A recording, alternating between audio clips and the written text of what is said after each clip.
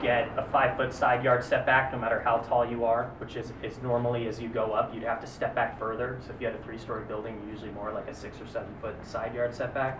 You get a 0-foot rear yard setback, or a 5-foot, in this case 0 because of the alley. But you get a 5-foot rear yard in small lot where you wouldn't get that if you were building an apartment. You get a lot of other things like separation between buildings, passageway, which is like a mandatory walkway to everyone's front door. Small lot waives a lot of those rules, or you're exempt from them.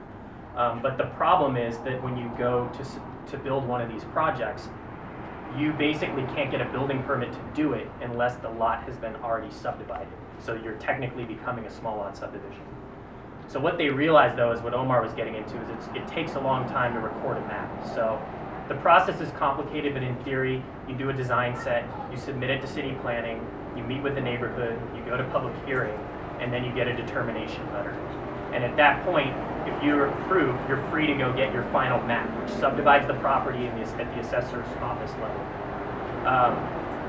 So the problem was that people were sitting there and having to wait from that time that they got their map approved. They would have to wait 8 months, a year, 18 months before they could start construction, which is feasible to basically nobody.